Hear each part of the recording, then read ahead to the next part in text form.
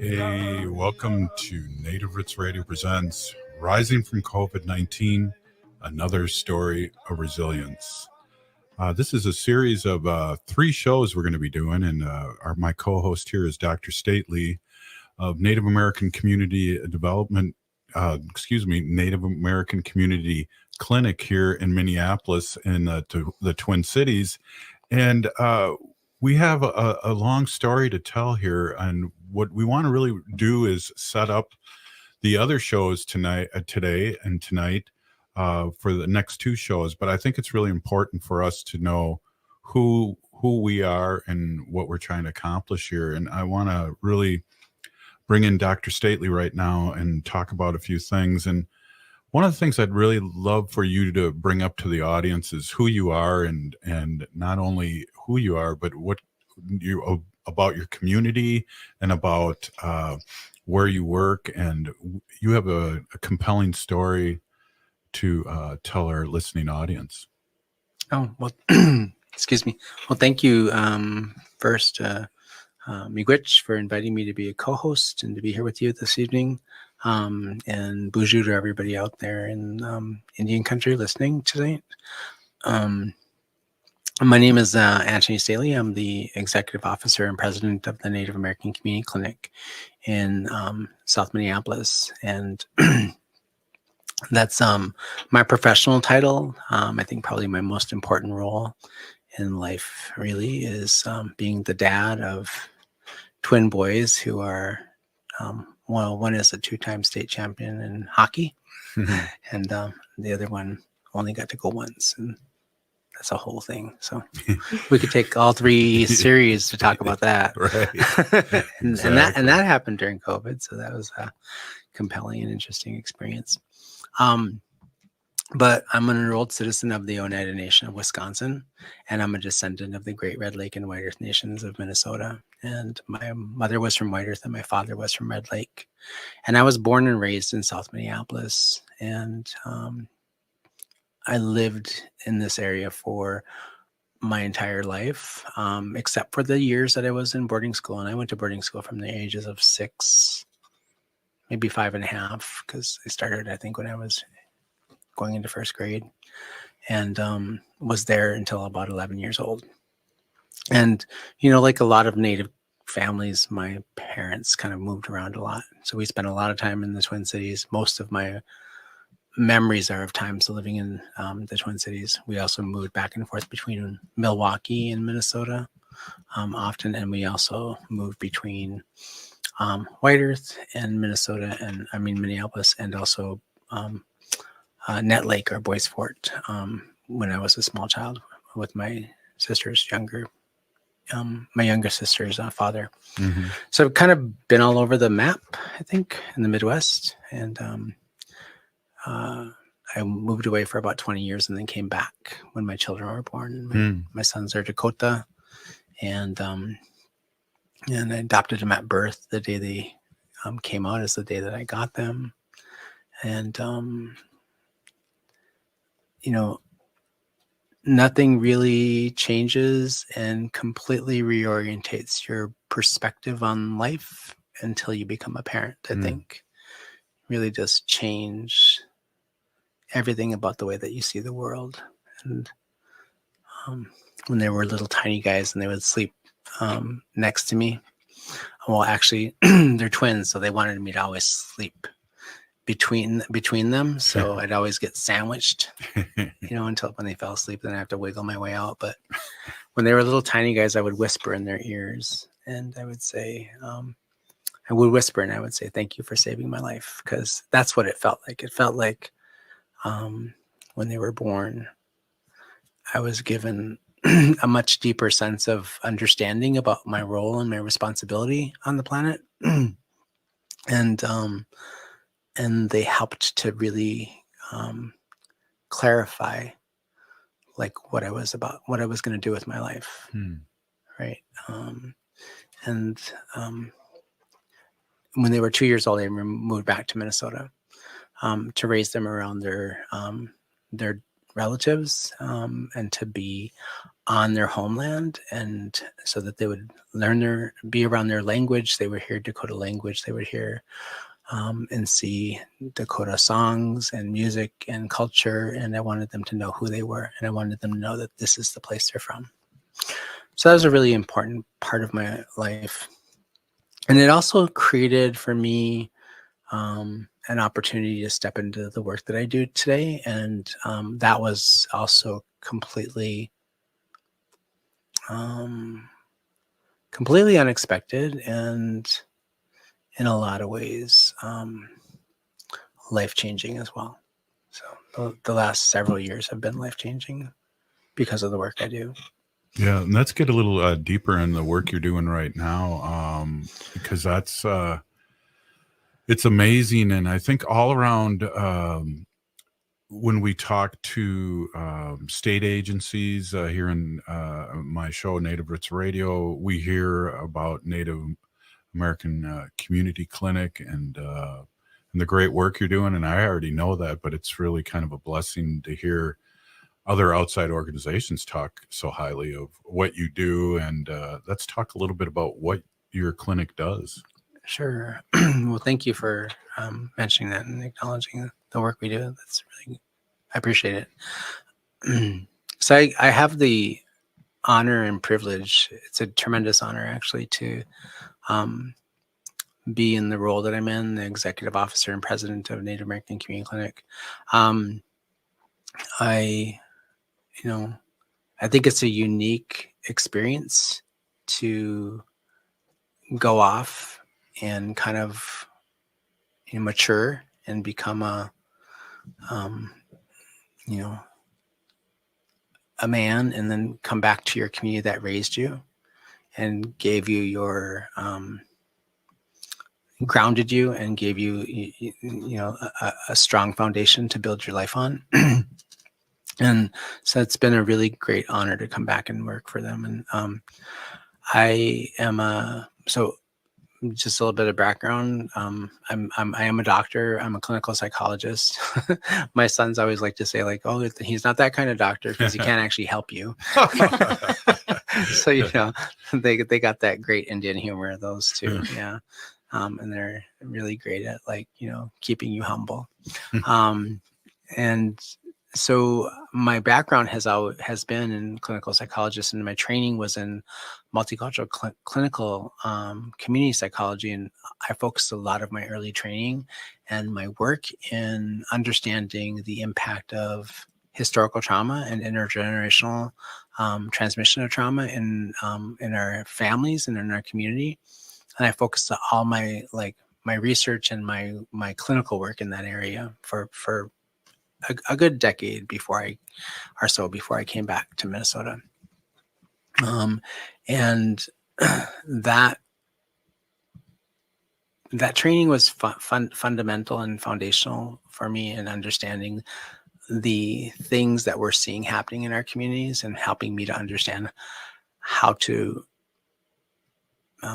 address that and manage that as a clinician, like in therapy, which is where I was doing a lot of my work for most of the early part of my career. But then, I fairly rapidly, and I think this happens in a lot of, for a lot of people who get their advanced degrees in our community, whether that's in education or psychology or medicine or law, any of these kinds of things where we have significant great need in our communities. We just have tremendous need, right? That if you happen to be fairly good at the thing that you're doing, your community sort of lifts you up and kind of pulls you into leadership and sort of says, sometimes indirectly, but sometimes directly, like, it's time for you to step forward and do something and help us here. And that happened to me early on in my career in Los Angeles. When I was in grad school, I worked as a volunteer for this small little tiny IHS funded clinic in downtown Los Angeles on Skid Row. I used to have to walk over people, sleeping on the steps or in the alley, because it was right next to the alley. It was really, I forget, they used to call it Indian Alley, actually. Wow. And one of the profound things that I learned in that experience of being a volunteer, running groups for people, and just doing whatever they really needed me to do in my training was I would hear stories from the people, the men and the women who would come into my group about how long they had been homeless. And they would tell me stories of that I would ask them things like, like kind of what we do in Indian country. We're like, hey, tell me who you are and where you're from, right? And they'd always, and 9 times out of 10, the people I was talking to in that situation, they were from someplace other than Los Angeles. They were from someplace far away, Chicago, Wisconsin, Kansas, the upper Midwest, or the Northwestern coast. They were always from someplace other than the place we were at. And they would have stories of things like that, their parents or their grandparents had been houseless as well. They're homeless as well there. Like they had stories of growing up in cars, sleeping on the streets. And that was a really difficult thing to listen to, but I also didn't put a lot of things together at that point in time in my sort of my early career. I didn't understand the direct connection of that experience and the things I was hearing to policy, federal Indian policy, right? Like here I'm speaking to people in Los Angeles, which was a relocation city during the federal Indian policy of Relocation Act. And I'm talking to people who have been generationally impacted by that, by the failure of that policy, right? And here I am. What I realize now, looking backwards, is it's laying this foundation for me to understand some of the things I'm struggling with now in the leadership role that I have. But back then, I was a volunteer and I was in grad school, and a year and a half, I think, about a year and a half, almost 2 years out of grad school. I graduated in 1997. In 1999, this organization asked me to step in and help them to develop a mental health services clinic for children and for families. Wow. I had no idea how I was going to do that. I had worked in other clinics in my training, and and it's kind of, this is but I think this is the other part of some of this conversation we're going to have later, which is so many of us in leadership roles, nobody in my graduate training taught me how to be a CEO. Nobody taught me how to be a president. There isn't a school that you can go to learn those skills, right? Right. And so what I realize now is that my community sort of said, you have something that's going to help us. You have an education. You understand this thing that we don't. And yeah, maybe you're not an expert in it, but we need your help. And so they're like, will you do this? And you have people asking you will you do this? And you're if you have any sense of commitment to not just the work you're doing, but the commitment to help the people, you just step forward. And I didn't really know what I was doing at the time. I literally actually didn't know what I was going to do. I had worked in child mental health clinics, but so I understood how the billing process worked. I kind of did it enough to understand generally how things operated and how the finance part of it worked. And I just was jumped in because I knew that the scale of the need, I had been in working for them when they were a smaller operation and right in Skid Row in downtown LA. And I think there is something about that experience early on that was coded in my sort of genetic memory and my own experience of watching the things that were going around me phenomenologically when I was a kid. So I was raised in South Minneapolis in the late 60s, early 70s, during the time of the Civil Rights Movement and the American Indian Movement. I have deep memories of my my mother organizing these meetings and other Native women organizing meetings in our community in response to police violence, Right. directed at the men and other members of our community, right?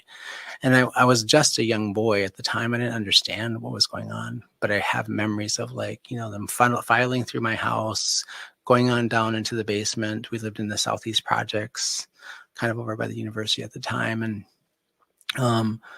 my mom would stand at the top of the stairs and they'd all go downstairs. I remember my uncles, Dennis Banks, the Belcourt brothers, and a bunch of other folks, not just them, and then all the women that were involved. And they would go down into the basement and my mom would stop me at the top of the steps, and she'd close the door. She goes, "Don't come down here. We're going to have adult conversation."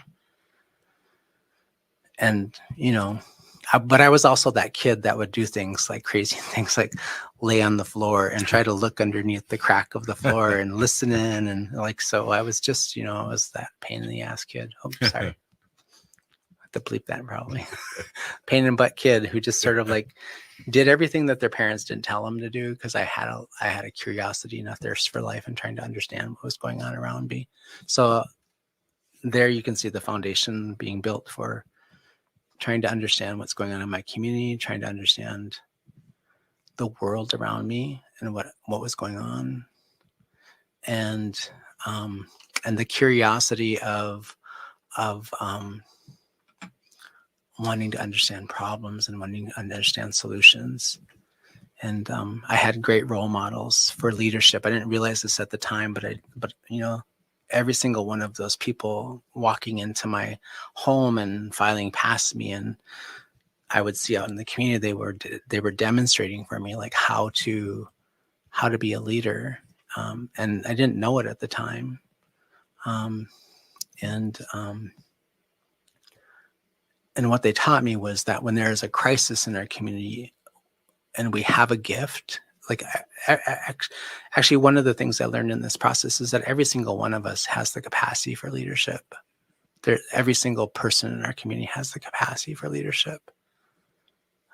We are a strong, resilient people of endured so many things, so many injustices and so many things over the decades and generations of our lives. So we have that built into us, the capacity to do that. But I happened to find, not really early in my life. I was in my 30s, 35 or so when I graduated from graduate school.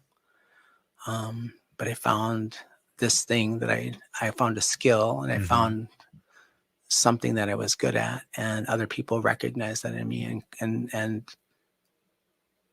encouraged, and also sometimes told me you have this thing, we need you, right?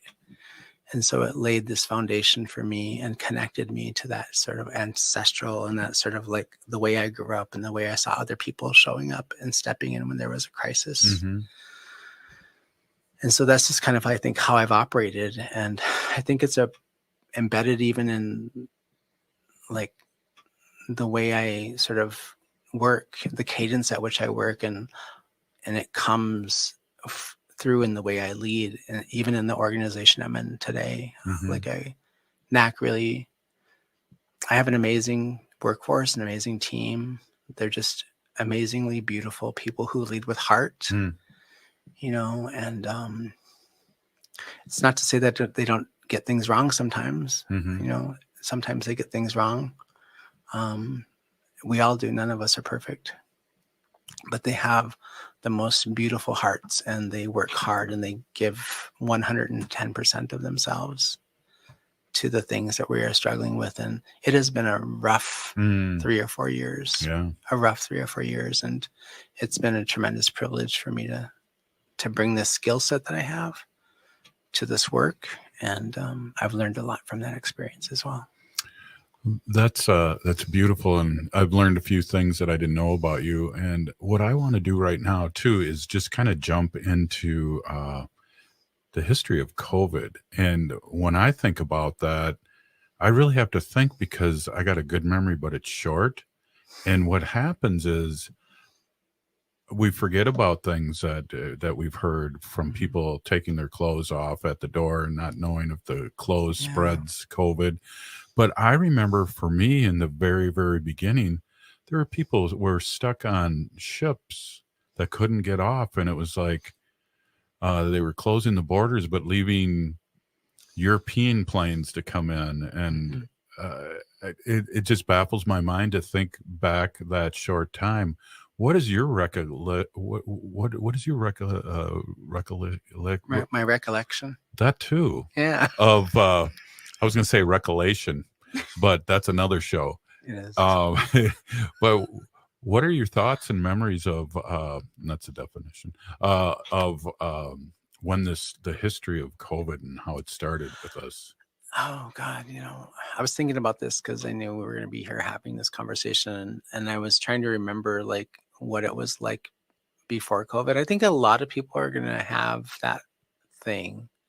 Like, my sons say this too. They're like, like they divide the world in like, as kids do. I think that's kind of a way that you sort of kind of figure out big chunks of time in your life and what were the big things that sort of defined your life. And for them, it's like there was this world before COVID, and now there's this world after COVID. So they call it AC. Mm-hmm. I've heard that. BC and AC.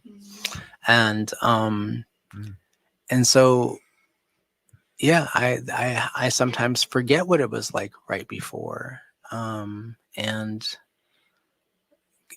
I remember, I think it was like, I don't know, I think it was like November-ish, December-ish of 2019. NAC was in the process of, so my professional life, we were in this process of working to try to purchase the building that we had been operating for the last 18 years or so. And we had these big, glorious ideas of what we were going to do with that and a few other things. We had just come out of the Wall of Forgotten Natives. Oh, wow. Remember? And so we had that experience where my clinic had like responded to like the largest encampment that Minnesota had ever seen in its entire history, right? Of houseless natives, well, since like maybe the Dakota War. Right. Yeah. Across from Fort Snelling. Yeah. And so I think like we had just come out of that crisis, and the year prior to that, we had a little bit of an internal crisis. My first year at NAC, we were going through some challenges, as all organizations do, and there's a significant change in leadership, I think. But we had gotten through that, faced with that challenge of the Wall of Forgotten Natives. We stepped forward. That was the year 2018. 2019 was the year we started building out our cultural healing services, just in time for us to have this condition where we delivered spiritual care and traditional healing services to encampment people. We delivered a bunch of other things to them. And I felt like this moment where, we'd gotten through that really tough fall of 2018, went into 2019, got people through that big crisis, got people housed, a significant number of them housed. Actually, the ones that didn't get housed were in a navigation center, which is basically a big, huge shelter structure where we delivered services on site on Franklin Avenue, right along the cultural corridor. And then we got through that, and we kind of had this moment, I have this really profound memory of like where I thought like, for a good 9 months solid, I just sort of felt like in my role of like, I was just holding my breath. And then the summer of 2019, I felt like I was able to sort of like, just like, right. So then that was that. And then the fall came, and then we started hearing about this, this virus in China that was, you know, and I remember thinking, I had this moment where I was thinking, well, other things have started there too, and they contained them, and then I remember. I think of like mad cow disease. You remember that was a big thing, and that never shriveled out to anything. Yeah, so I wasn't too concerned either. Yeah. Do you remember when people were really anxious and afraid, like, oh, if I eat beef, I'm gonna like go crazy and start banging my head against the wall? Yeah. I went like a whole 4 months, I think, maybe, where I didn't eat hamburger because I just didn't trust. Yeah. Good time to go back to Buffalo. I do.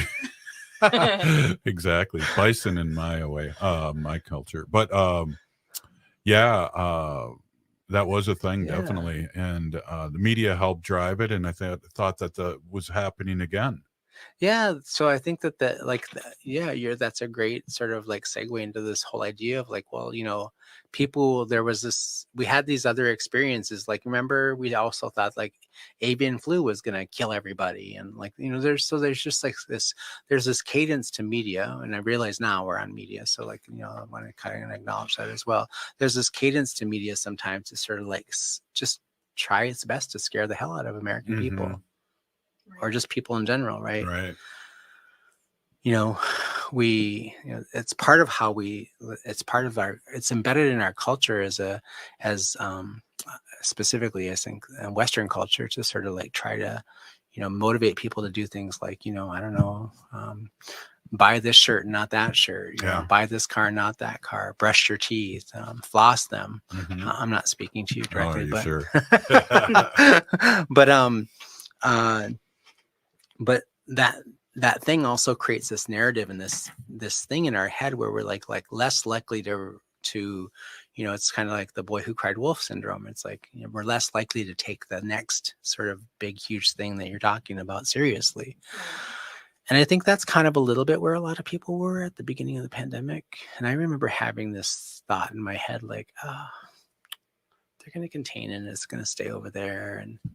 And then I remember having some early conversations with some colleagues and a few other people. And, we had other people be like, it's going to take over the world. We're going to turn into zombies. That's it. We're like, and there's nothing like that level of a crisis to sort of kind of create really,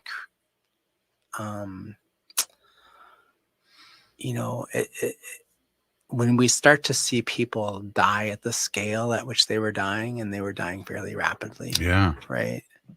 I had this moment in the early part of that pandemic where I remembered, where I likened that the way that I was feeling and the way that the world felt around me as similar to the way that I felt being a young gay man I landed in Los Angeles in 1986, March of 86, at the height of the AIDS epidemic. Exactly.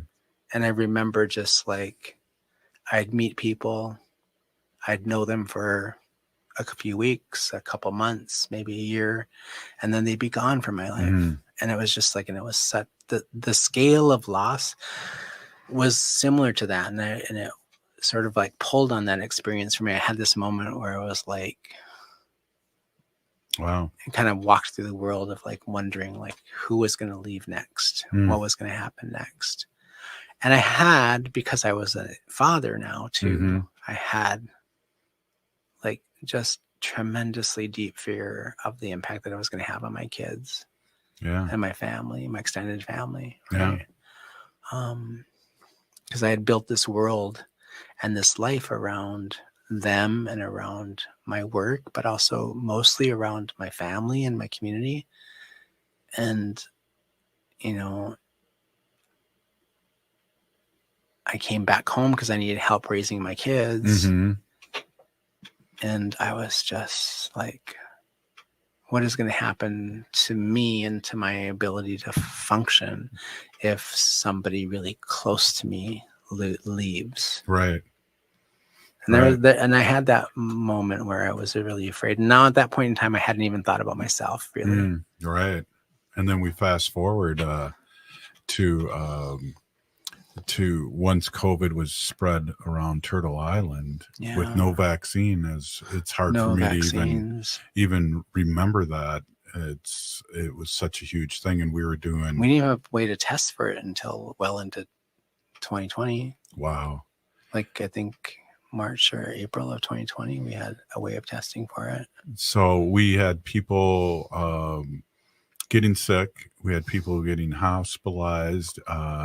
And there was, it was reminiscent to me a lot of the Vietnam War with, I don't know if you remember this, Dr. Stately, but we used to have a count, how many Vietnamese were killed and how many Americans were killed, and almost like a scoreboard every night on the news that we were winning the war by killing maybe 300 more Vietnamese, and Americans were being killed. But the count reminded me eerily of that period in the time. And so we fast forward here in the next 4 minutes of this segment here.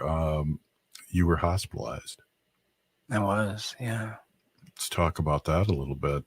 Oh God.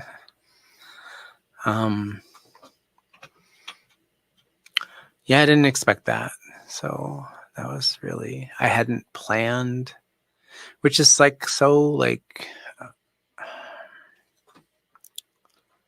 had not had a plan in my head for what would happen if I got sick.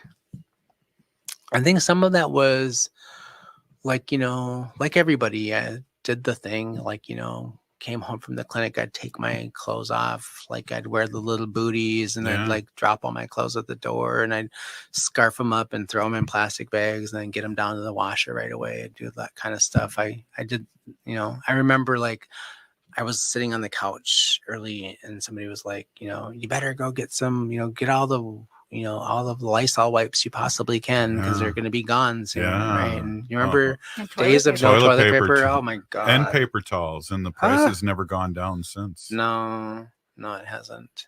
Yeah, and many of those trees that made those paper towels, they died way before COVID. There's no reason for them to be that expensive. Exactly. But I think one of the things I just remembered is I ran out to get wipes at Target, and there was nothing on the shelves, just empty shelves. I felt like I had this memory in my head where I thought that I remember having was this must be what it felt like for people during the Holocaust, or leading during World War II, when they'd walk into places and there's no bread, and there's nothing of the staples in their lives that they rely on. Right. And I had a moment of panic, honestly. And then it was okay, well, if I can't get those wipes, I probably should go buy some bleach. So I ran over to the Dollar Tree, and God, I found I found some, a good supply of bleach at the Dollar Tree. I got it for 96 cents. Under $1. Under $1. And you know what? I bought 20 of them. Now at the end of the pandemic, when I a year later, I still had about 17 bottles in my garage, which I actually gave away later when I moved. But the point being, 96 cents for a gallon of bleach. Now it's $4 for a gallon of bleach. That's right. Prices have never gone down. But I think I had this moment, where I thought I was impervious because I worked in healthcare, and somehow being in that setting and having access to the knowledge and all the information was somehow going to keep me safe. And that wasn't my experience at all. I think this might be a good time to pause, especially emotionally and spiritually, with go to the next segment. Why don't we all take a quick break here, and we'll just take deep breaths here and move on, because what we're going to talk about is pretty heavy. And we're going to bring our guest in soon, too. And I just want to say Native Roots Radio is presenting Rising from COVID-19, another story of resilience. And I'm here with co-host Dr. Stately and producer Haley Cherry, and we'll be right back. Please stay with us and take a little short break here.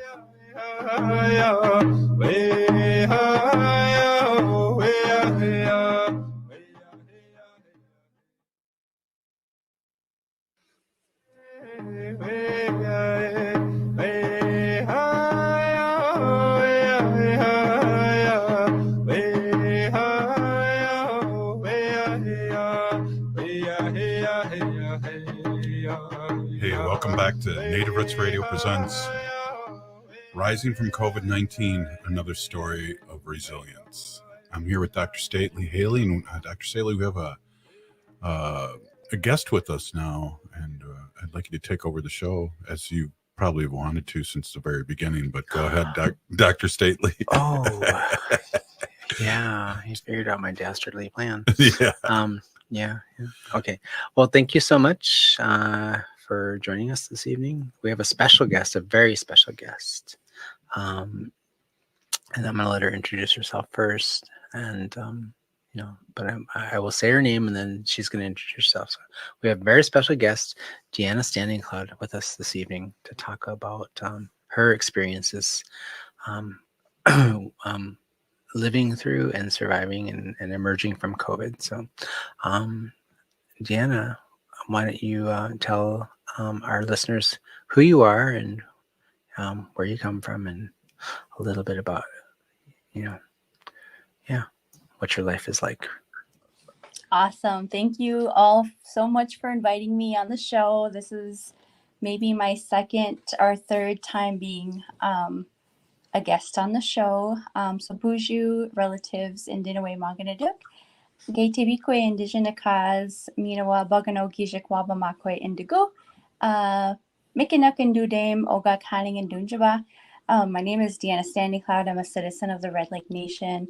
I come from the place of abundant walleye. So that's how I introduce myself. I was born and raised in South Minneapolis.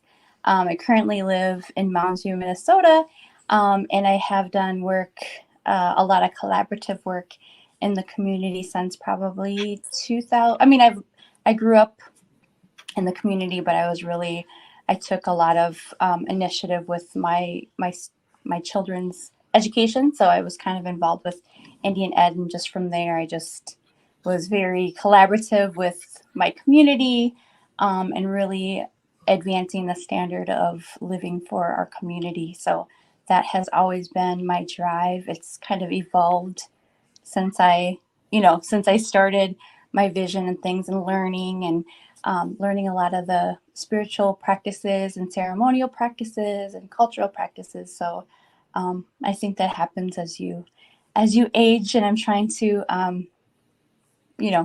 age in a graceful way, just by also being aware of like my limitations, and then also thinking about mentoring younger folks as well. Awesome. Yeah. Awesome. Yeah. I remember years ago you were on Native Roots Radio, and it was you had one of the first really emotional introductions I've ever heard on my show. And you spoke in your language and you introduced everybody, including your family. And I thank you for that. I'll never forget that. Thank you, Robert. Yeah. I get emotional. Hey. Yeah. It's impressive that you know your language.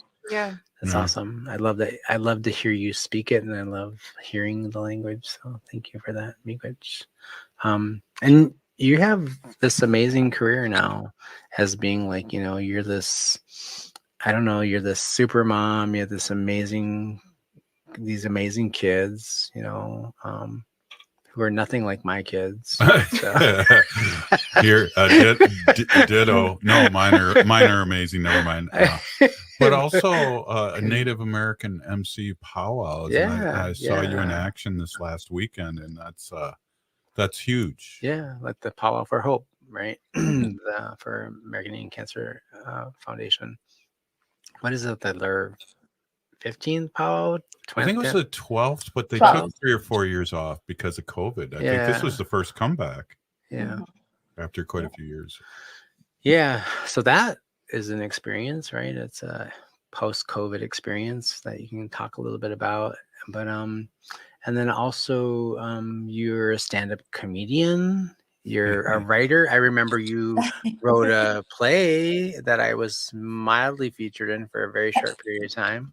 You're a thespian too, Dr. Stately? Hold it now. Don't be You calling, said it. don't be calling people Oh, what? names on this is a family show.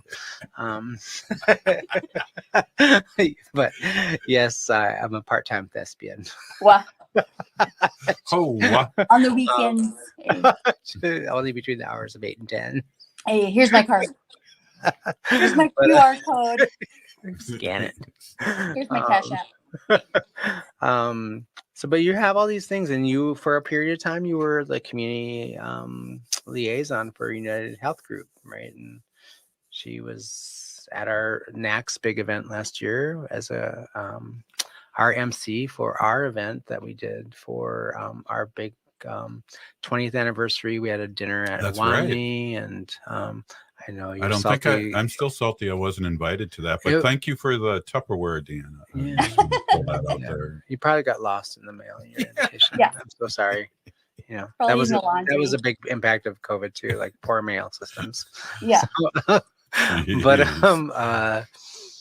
but so you did that, and you have this amazing, like, I think so the conversation tonight is about like our experiences around COVID and going through that experience. Some of it wasn't always pleasant. Some of it was really scary and challenging at times. And then we emerged, and we're on this other side of this, you know, I mean, I like to tell people we're not out of the pandemic. The virus is still around. It's mutating all of the time. Right. You know, I have a couple of relatives now who are who have COVID, and one who's very ill. But we emerged from that, and we, you know, I just have to say, like, you know, like it feels to me like I watch you move through the community. I've known you since you were a little girl, because I was friends with your mother and your father and a lot of the people. Sort of, your mother and I went to high school together. We kind of all sort of grew up together and became, you know, somewhat of adults together. It's all out to debate. And exactly. For debate. What really impresses me about you is that you're like, you know, you are the embodiment of resilience. You like constantly remaking yourself, bouncing back, sort of like, and it's just, I think for me, it's just an amazing quality about you. And I don't know if you know that about yourself, but it's really something I've seen and witnessed over the last several years, like how just amazingly resilient you are. So a couple things I have is like questions I have is, one is like, tell us a little bit about your experience with COVID and surviving that, and tell us a little bit about where that resilience comes from. Oh my gosh. Okay. I'm not gonna, you know what? I proclaimed at the Powell for Hope because I was, there was a moment there where they had the luminary bag. So you have the option to purchase a luminary bag. So Powell for Hope is a fundraiser with American Indian Cancer Foundation. And you can purchase a luminary bag, and you could, you know, like put in memory of someone who has passed away from cancer. And, you know, I knew about the feature at the powwow before, and I wasn't sure how it was going to play out, but this weekend, I was reading the names, and I just started to process kind of a lot of the losses that I've had over the past year and a half with my community, because I feel like I've been keeping busy a lot in order just to survive. I think just to keep really busy, because our minds are so powerful and our emotions are very powerful, and you could very well get, you know, sucked under with all the negativity, or if I were to kind of get wrapped up in a lot of the negative things that my family has gone through, which does throw me off. I've actually missed a couple of grant application deadlines in the past 6 months because I'm not blaming them. It's my own fault. But it's just like, it's heavy and it's hard to carry. So it was a very beautiful time to be processing those emotions with my community, because I don't like cry. I mean, I do cry once in a while, and it's so unlike me because I'm such a crybaby any other time. But after COVID, it's just like I'm not as much of a crier, if that makes sense. But and I appreciate you kind of wrapping up kind of how you see me and how you picture me, Dr. Stately, because you're a hero. A lot of the movers and shakers in Indian country, and especially here in my community, are my heroes, and I see the cool things that everyone is doing, and I really appreciate those words. So I'm not, and it's okay to be emotional. It's fine. I mean, it's 2023. If I feel like I'm going to shed a few tears, that is fine, because we're so over trying to hide our emotions, and I'm down with that movement. So, but yeah, when I actually gave birth to my third baby like weeks before the quarantine happened. Wow. And I didn't think I was gonna actually even have, because I was 40, almost 41. I was 41 when she was born. So just weeks after that, we were quarantined. And at the time, I was experiencing a very abusive, like mentally abusive relationship. And so we were in a very small, it was in a studio apartment, but it was very small. So it was really traumatic to kind of distance myself from that situation, especially with my kids experiencing a lot of the stuff along with me. And there was an interaction with my mother and this person, and I have a lot of regrets about that. So there was a lot of huge transformative events that took place for me personally during COVID. And I know that holds true for for everyone, because this was such a huge, never before seen in modern times this way. But and then so I gave birth to my third baby, and I was kind of going through postpartum depression at the time of the quarantine. So I was trying to make sense of that. A lot of what helped me to kind of survive and hold on to was my tobacco.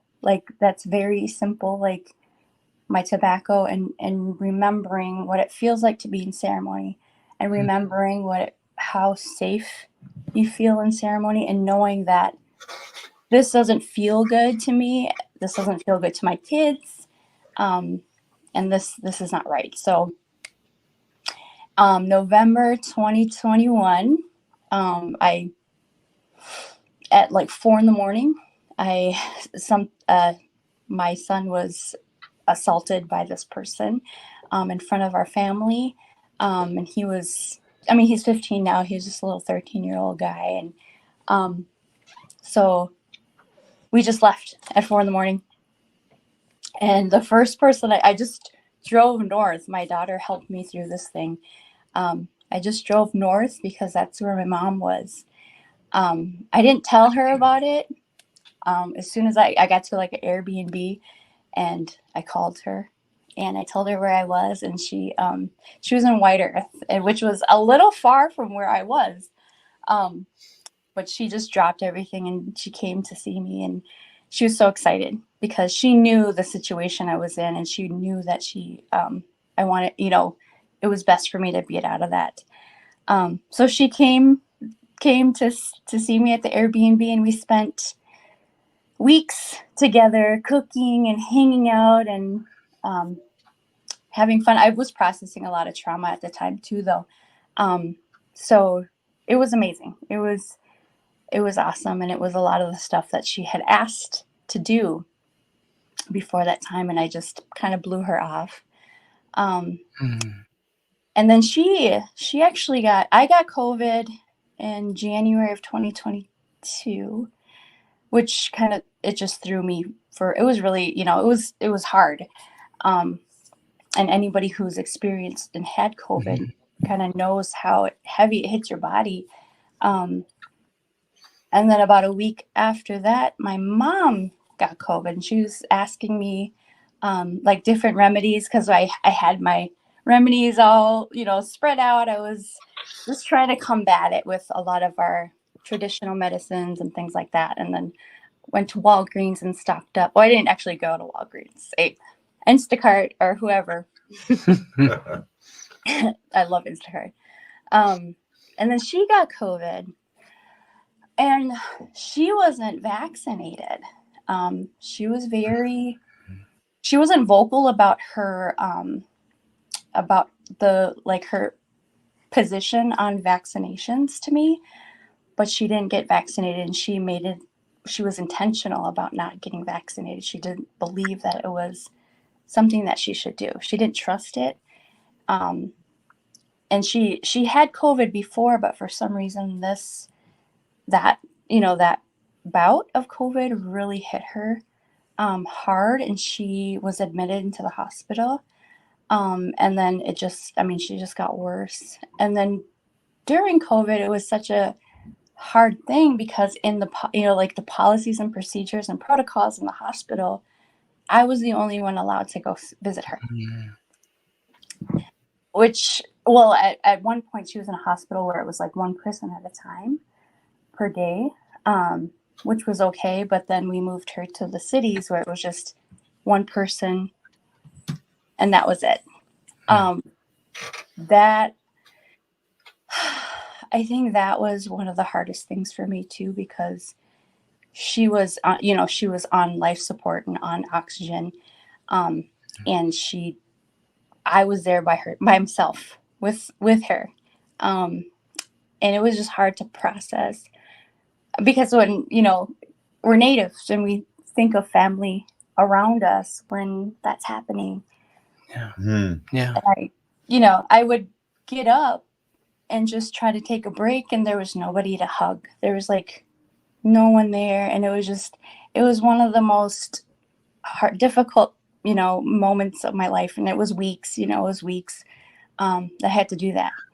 And I kind of took the lead from my grandmother, but I was like the next of kin, and I was like in charge of all her decisions and things like that.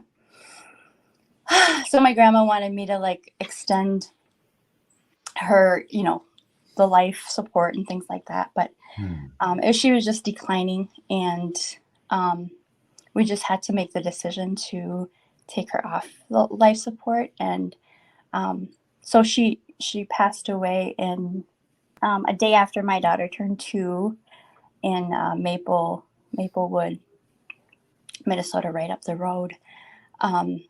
And that when I thought about that happening as a young kid, like if I pictured something like that happening, I felt like I would just die and just go not make it. But in that moment, I knew I had to do it for my mom. I knew I had to do it for my grandma. I knew I had to do it for my kids. So I just took control of everything, and she was buried in the traditional Medewan way. So there's like very specific things that I had to do for her. So I actually got a doc, like a document, Google Doc with everything that I needed to do. And I had so much support because my mom had so many friends, like, Dr. Stately, how, like, she's my mom. So it's like, you imagine me, like, so she had tons of friends. Yeah. I had lots of support. But that was I just like engulfed myself in the traditional part of it, and like the meaning and because the person who conducts the ceremony explains to us, not everyone will do it, but he'll do it in the language, and then he'll do it in English. And not everybody does that, but he took the time to explain it to us. And it was beautiful. Like the explanation of where she goes and what happens and her travel was extremely beautiful. So I was actually proud of myself, and I could feel that my mom was super proud of me too. So I think my kids, my family, the culture, the language, all those things is the glue that kind of held me together, because if I didn't have those things, I probably would have lost it. So did I say that all in one breath? I'll take a little break right there. Yeah. No, but that was a beautiful story, and Thank you for sharing. thank you for sharing that. Amazing. It's a beautiful story, and so moving. I mean, I knew your mother well. I knew her for most of my life. We were teenagers, I think, when we met. So, and when she passed, I was very sad. I'm very saddened, because I don't have a memory of being with Carmen where I wasn't laughing. So with my whole being, right? Like, she just was like, it's easy to see it's easy for me to see where you get your beautiful spirit and your energy from, and also your sense of humor. And she also was deeply, deeply committed to her family, right? And like, she understood that. And I know you also recently lost your grandma, Val, and I know I have vague memories of her because, like, I'm old. So I think, I probably maybe one of the last times I saw her probably was when I was much younger. But I just remember that she was this very deeply spiritual and powerful Native woman too, Indigenous woman with strong values, and those are probably the things that where your mom got it and where you got it from, and that's for sure. So I just thank you for sharing that story with us. Like, and I had forgotten that you'd given birth to your baby. You were like a little baby girl, right at that moment in time. And I think right before COVID happened, and you were pregnant, and I saw you at the Indian Center. Like, we were like kind of over, like, this is before the Gatherings Cafe closed. Oh my God, that was like, I remember I had to go without, like, bison sweet potato, like, hash for like a whole year and a half. I was like, oh my God, I'm gonna die without my hash. But I remember like seeing you in the Indian Center, and you were very pregnant, and I think I was like, are you going to be able to give birth in a hospital? And it's just like, I mean, you and a number of other people, I think, felt that same anxiety. Women that I knew that were pregnant during COVID, like, am I going to be able to give birth? And will I be okay? And that must have been anxiety producing as well. So. Yeah. Well, that was, again, I'm using the word compelling story. And I don't know, we could probably maybe wrap it up here with this young warrior here, the young comedian warrior. I have lots more to say though, Robert. What the heck? I've been waiting for you guys now. Like texting Haley, like, what's cracking? Where are you at? No. I'll just have to come back. Yeah, you have to come back. But yes, your daughter's beautiful. You're beautiful. Mama here is baby here. She still say that. I forgot. We were in ceremony together, and they turned, and it got dark, and I think it was her first time being in a dark ceremony, right? And she was, I think she was a little scared, and and then Deanna was like, "It's okay, Mama's here," and then she said, "Baby here." Yeah, Mama here, baby here. Like they were doing attendance and ceremony.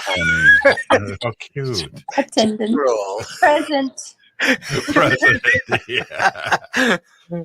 Yeah, it was a beautiful, that was a really beautiful ceremony too. I was like, I have a lot of great memories of that time. So yes, we got good memories together. We do have a lot of really great memories together. I'm privileged. Yeah. Well, thank you for joining us and sharing with us your experience. I really appreciate that. And again, you are one of the stronger women I've ever met in my life. So tremendously proud of you and proud to know you and proud to call you daughter. Oh, almost daughter. Hey, Almost we have daughter. a story. We have a We do have a backstory. story. That'll be the next show. I think we're going to keep that one under wraps. That'll be your moonlighting as a whatever you're doing on the weekends. Yeah. It could be like, right as you're like going through all my things after I pass, you'll find the story and note. Some high heels, like what the heck? Yes. Could I just say, just like as a closing, like Native people, we had so many. I mean, this is something that we've always, in our history, we've survived many things, worse than COVID. And we have that in our DNA. And I feel like COVID is just kind of our way of like you said, reinventing ourselves as a people. So it was our opportunity to kind of show who we really are and just kind of be more comfortable in our identity. So that resilience is really who we are at a molecular level. So COVID was very scary, but we, as Native people, we handled it like a boss. Yes, we did. Thank you so much for reminding us of that.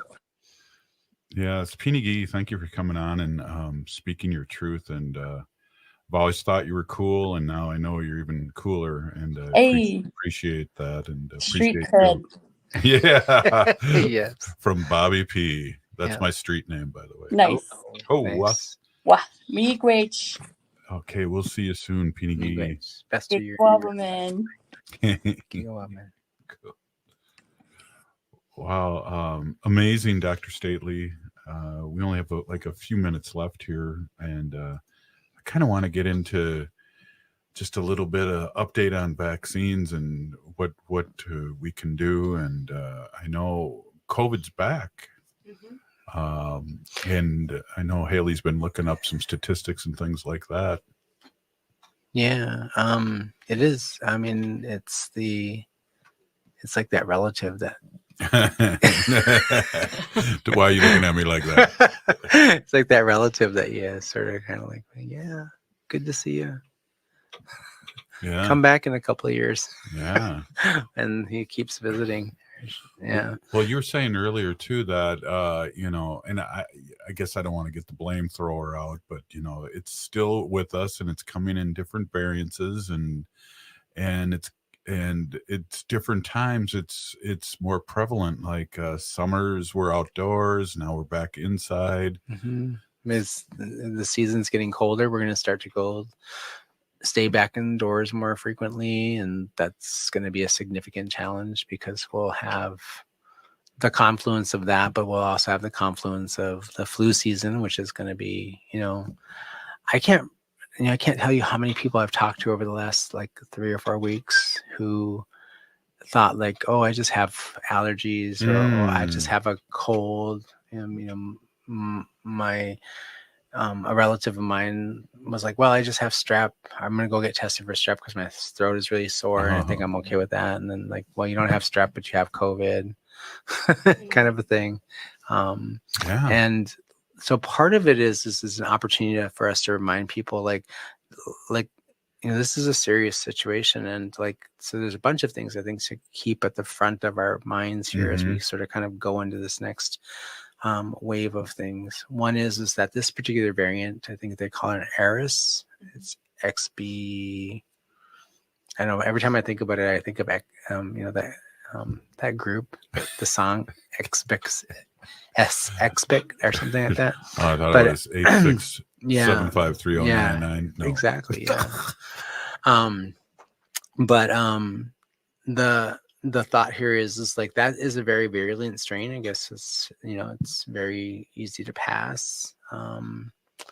And lots of discussion, robust discussion, I think, in lots of spaces about whether or not it is helpful to wear masks or not.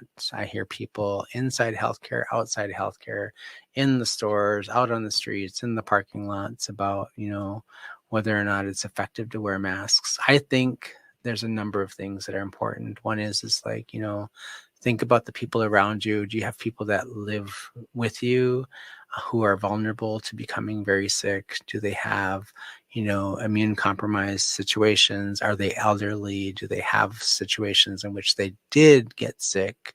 They would get very ill, even if they've had it before. I think we have this perception as human beings to think like, oh, okay, I got it before and it wasn't all that bad. I just, and then, and that's the nature of a variant, though, as the virus gets stronger and gets and mutates, it can get more stronger and more powerful, and it can affect you in different ways. So be thoughtful, be a good relative, wear masks indoors if you're around people who are more vulnerable. Think of other people who need your protection. Think about your role in your life. Like my lesson in this is I'm a dad and I have kids I'm still raising, so I have to take a little bit more responsibility here. And so I think show up and be a good relative and think of yourself and your well-being and the impact that has on other people and their well-being. And there's lots of different ways you can do that. Get a vaccine. Yeah. Updated vaccines are available as of this week. Really? Yes, and and free COVID tests now. You can still get those, and as long as they're available. So use the tools that we have to be able to sort of protect the people we love, and even protect some people that you don't love necessarily because they do have value. Yeah, that's true. Yeah, that's true. I said that with my fingers crossed, though, but okay, I saw that. Yeah. Well, Dr. Stately, we're wrapping it up here. We got about 3 more minutes left, and I just want to thank you and thank our guest tonight with these stories of remembrance of people that are in our life, but also of what we've gone through. And it really makes sense. You did name the show Rising from COVID-19, Another Story of Resilience. I won't admit that in a court, but you did name the story, and that's true. That what you spoke tonight and what our young warriors she spoke about too. Yeah, I loved her message. Yeah, that we are resilient people and we emerge stronger from this. So, yeah. Exactly. Well, Haley, do you have any last comments here before we take off? It's pretty intense today. Yeah, I think it's a great reminder to talk about this pandemic and how it's affected all of us, and to remember the people that we've lost close to us and near and dear to us. And I hope everyone takes care of themselves and is a good relative and takes care of their family and does so by getting vaxxed or getting boosted and washing your hands and doing all the things that we do to take care of ourselves. Yeah, and I appreciate it too. And I think we're gonna take off here, and this is going to be a series of a couple more events that Dr. Stately will be co-hosting with us. And we just wanted to remind everybody what happened, what it's like, and what it's like now. And I did steal that from my big book, but from Bob, Dr. Bob. Hey, again, thank you, Dr. Stately, Deanna. Thank you so much, Haley. Thank you to the Minnesota Department of Health for supporting this. Yeah, good one. And we'll see you soon. And you'll hear Dr. Stately every Monday on Native Roots Radio. And we're awake and for more updates. And we'll be on soon again with another, what we like to call a sacred symposium. And that's a tongue twister. It's hard to say. Try it once. 3 times. Sacred Symposium. Sacred Symposium. Sacred Symposium. Go.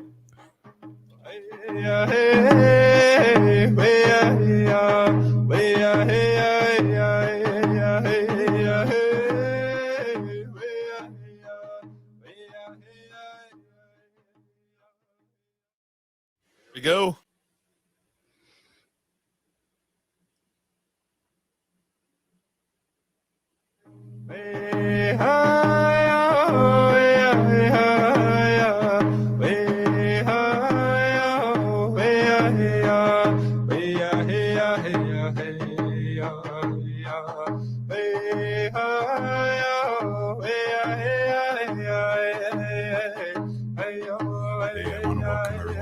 to this special Native Roots Radio presents Rising from COVID-19, Another Story of Resilience.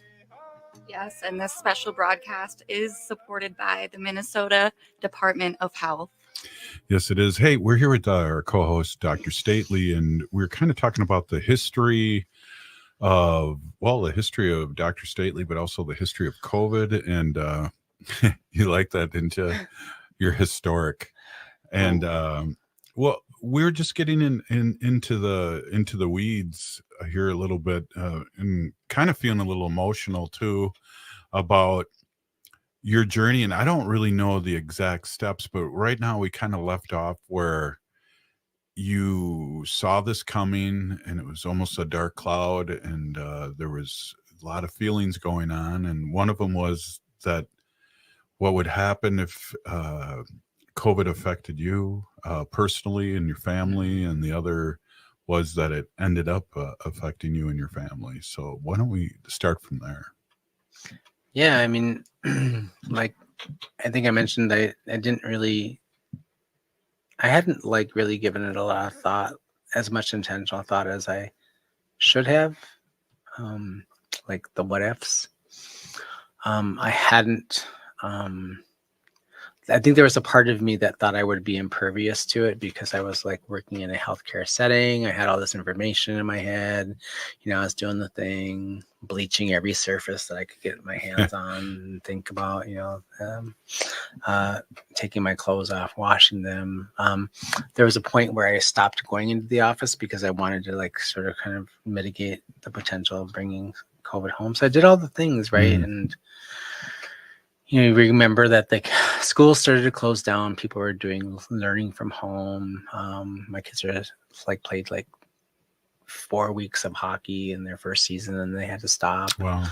And I remember being like shuttered in place, right, and sheltered in place, and not going anywhere and staying home. And we lived in a much smaller house than we live in now, and we're just on top of each other. And my kids were like, please, can we go, hang out with some friends and, play football. Right. And it was like October-ish, around this time 4 years ago. And, I was like, well, okay, but wear masks, and that kind of thing. And, they were 12 years old, so they didn't really 12, 13 years old. Not a lot of impulse control at that age. Some of us don't even have it much later in life. But they went and hung out with their friends and played football, and they tackling each other and doing the whole thing. And remember that weekend, and then like about 4 days later, my son Chaske is not feeling well, and it's like, Dad, I don't feel well, I'm sick. And so I was like, well, it's me, we're doing everything right, we're okay. And then he didn't get better, and so then the other kid gets sick, and then actually, before he got sick, I took him to the hospital. I took him to the clinic, not my clinic, but I live really close to the Shakopee, Minnewacan Sioux community. And I used their primary care clinic for my family's care. And they had they tested him, and he came back positive. And I just remember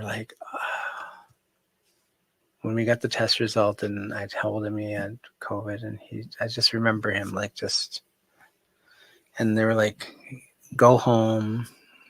He has to isolate, or he has to quarantine, and the rest of you have to stay in your home. And, if you go out to get meals or those things, wear masks, all the things that we had to do.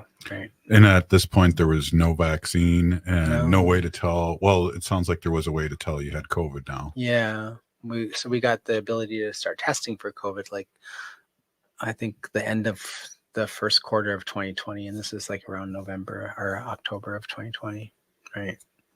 And so we go home, and I have to put him in his room, and and he I was just talking about this the other day. He was like, oh yeah, he goes, I was having a great time. I didn't have to go to school and I didn't have to show up, and I watched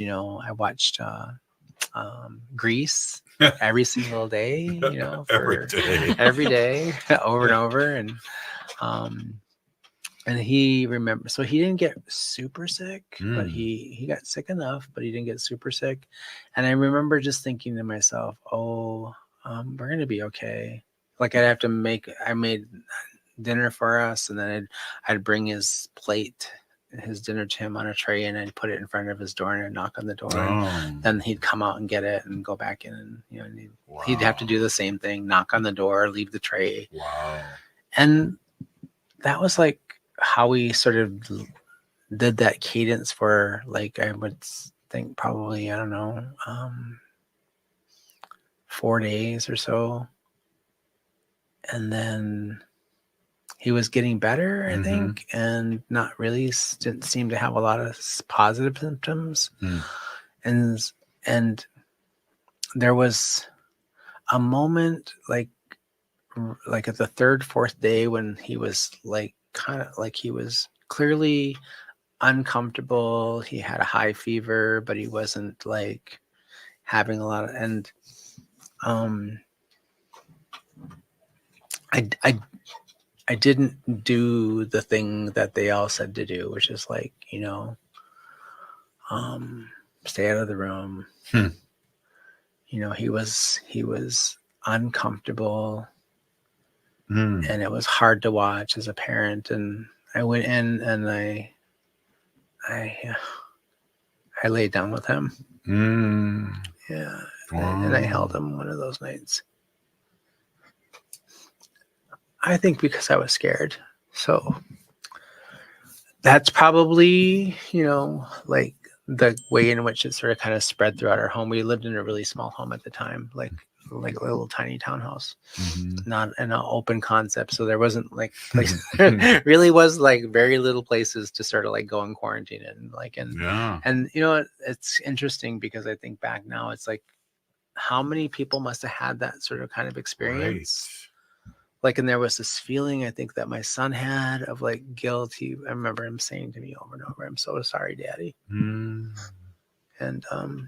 my own sense of guilt about like not doing a better job of protecting him, and then so it spread fairly rapidly through our house.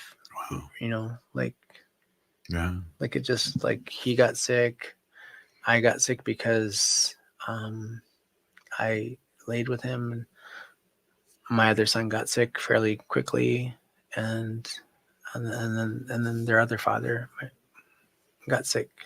So all four of us are sick, all within like a week or two of each other, like within like clockwork. Wow. And so then I was like, for a good period of time, I felt fine, and I mean, I remember a defining moment when I lost my sense of taste, and I was like, I was sick already, and then I lost my sense of taste and smell, and I was like, and then I stopped eating because everything, it didn't matter what it was, everything tasted just like I was chewing dried cardboard or wet cardboard, depending on the consistency of it, what it was. And so,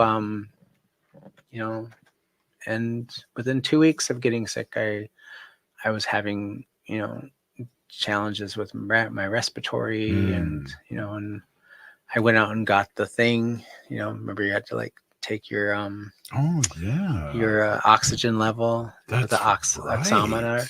And do you remember, like, it was so hard to get those, like, I remember just thinking, like, I drove to like 5 pharmacies to find one.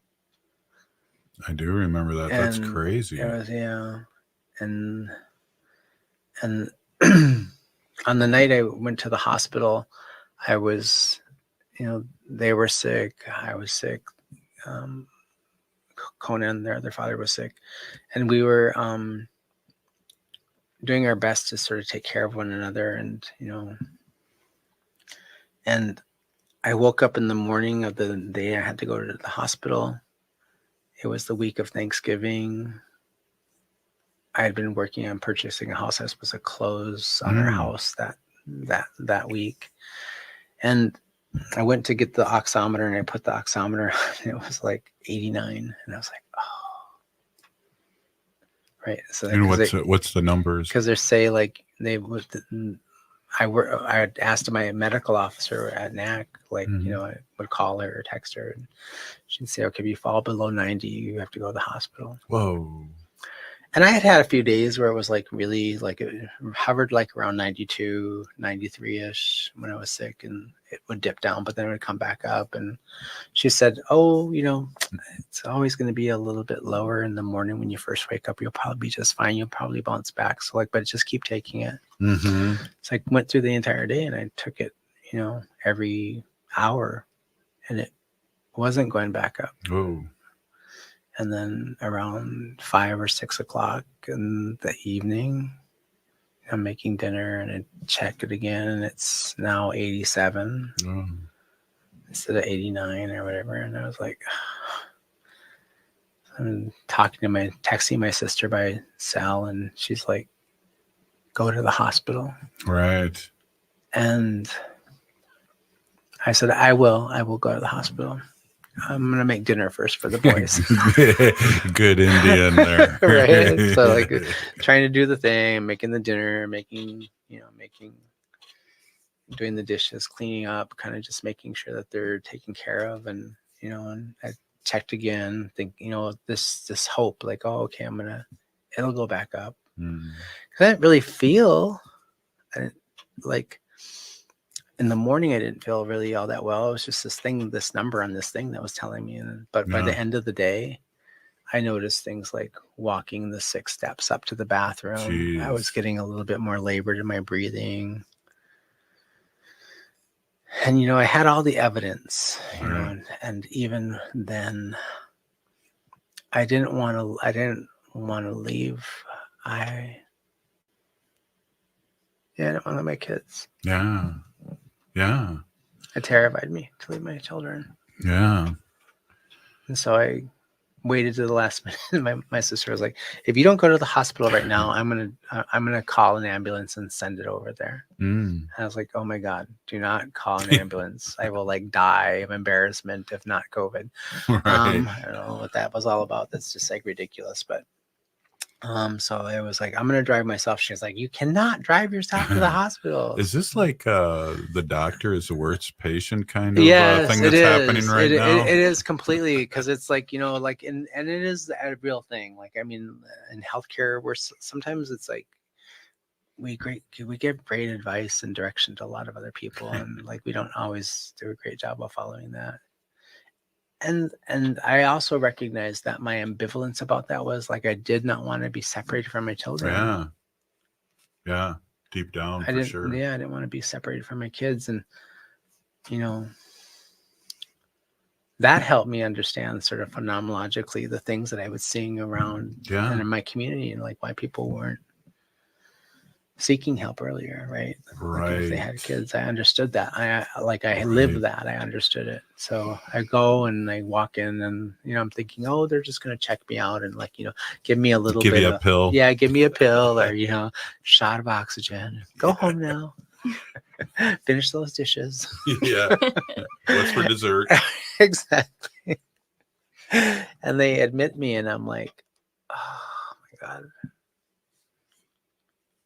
And I have this moment, and I think, okay, well, they admit me, and I'm like, okay, you know, and even then, I didn't even have this sense like, oh, this is really serious. Like I had, you know, it took, you know, a lot of, I don't know, I'm thick-headed, I guess, in a lot of ways. It was serious once your butt was hanging out of that. That gown. The gown. Yeah. That's when it got serious, right? Yeah. I was like, and I was, you know, I didn't realize this, but like when I got to the hospital, I made me put the gown on, and I like got dressed, and then I was able to get out and I went to the bathroom. There's a moment where I was able to see myself in that mirror, And I was like, I had lost a lot of weight because I had stopped. Remember, I said I stopped eating for like because it tasted 4 or 5 days before it was just like, so I was trying to drink smoothies, and then I lost interest in that. And so there was about 4 or 5 days where I was just not eating. And if I was eating, I wasn't eating a whole lot. And that can't help your immune system if you're not no. energizing your body with food. So then they come in and they put me on oxygen. And scary. Yeah. That's scary right there. Yeah. And they're like, okay. The guy comes in, the doctor talks to me, and he's basically saying, we're gonna do this, and why don't you sleep on your stomach because it's better for your lungs to be on your stomach. God. Right? And that was challenging. Yeah. Because and then they would be like, and even better if you like sort of like, raise your feet and like, so then it was kind of like, so the fluid in your lungs could sort of like alleviate the pressure for you to breathe. And I was like, so I did that. And then they're like, okay, we're going to try this and we're going to see about how things go in the morning. And if you're not better or if you get worse, we'll probably put you on a ventilator. And I remembered that experience and just thinking like, I had that moment where I was like, okay, I'm clearly not getting out of here. And number 2, nobody can come in. And number 3, this is pretty serious. Like it hadn't hit me like how serious it was until that moment when they're talking about putting me on a ventilator if it didn't get better. And I just remembered that people were visiting people through windows. I forgot all about that. Yeah. That people couldn't come in and visit. They couldn't come in. I didn't have an iPad. I didn't have any way for people to visit me. And I did on my second day there, I had that moment where I was like, oh my God, yeah, it's hard. I remember clearly thinking like, okay, there's a good chance that I won't see my children again. Yeah. And you go through all the things in your head, like, okay, I didn't make a will. I didn't prepare. I didn't tell people like what to do. And yeah. And so I'm panicking inside and that was tough. That was really tough time. Yeah. And I called my sister the next afternoon and I said, I left in such a hurry because you're badgering me to go to the hospital. I left in such a hurry. It took me 6 whole hours to go. Yeah. and I had to do the dishes. I had all these make things. The beds and I said, but one of the things I forgot to do was bring medicine. I didn't bring any medicine with me. I said, like, can you bring me, like I said, in these hospital, the wind in my hospital gown is cold. And, and I had, this moment where it was also like, so I asked for a blanket and I asked for medicine. I said, can you just like bring or drop off? They won't let you come in, but you can drop it off downstairs. The nurse said that you can drop off something and they'll go get it for me. Mm-hmm. And they just leave me a shell and some of the medicines so I can pray. And then she did that and they brought it up. And I remember that night of my second day, I hadn't gotten better. I hadn't gotten worse, but I hadn't necessarily gotten better. And they started me on the experimental drugs that morning. Oh. And so I called my other sister, Renee, who is the elder who works in our clinic. Actually, she's a spiritual care advisor and she's a traditional healer. And I talked to her and she said, put the medicines. She goes, you don't have to light them, just hold them. She goes, they have medicinal qualities, whether you're lit or not, because they wouldn't let me light anything, right? Right. COVID unit. And if you remember back then, they had turned down the ventilation systems inside hospitals and stuff like that to keep it from moving through. Yeah. So I couldn't light this again. Plus the oxygen. Yeah. And so then I was like holding the medicine on my lap and she said, just pray to that spirit of COVID. She goes, it's a spirit just like anything else. Pray to that spirit of COVID. Thank it for visiting you. Thank it for bringing you the lesson that you need to learn from this, whatever that is. And ask it to leave. Yeah. And she goes, and just pray for pray for strength and resilience from your ancestors, because they're there with you in that room. And so I did that, held the medicines, I prayed, and I didn't know what to say in the prayer. I just said a simple prayer. And I just said, Creator, please help me. I'm not done here. Yeah. I'm not done. And the third day I started to get better. I started to slowly get better. Yeah. I know. I remember too, when you were talking about medicines, it was like, in all seriousness, the first time I made flat cedar tea, because people were saying, check it out, and it didn't give me permission to go out in public, but it gave me protection. Yeah.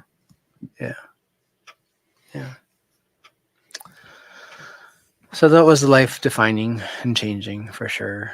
And by the fifth day, I think I was out of the woods. Medicine was starting to take place, or take a good turn. I asked for that stuff that the doctor was like, oh, I was like, hey, I want whatever that guy in orange is getting, that, that. Don't just give me the remdesivir. Give me that really good stuff. And they're like, well, I don't know if I can get that, but at least, I spent Thanksgiving there.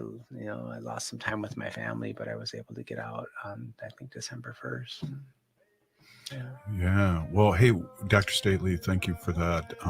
We're going to take a quick break again, and we're going to have a special guest on that I'd like you to talk to a little bit, and then we'll get back to the story and also talk a little bit about vaccines and what vaccines are happening now, too.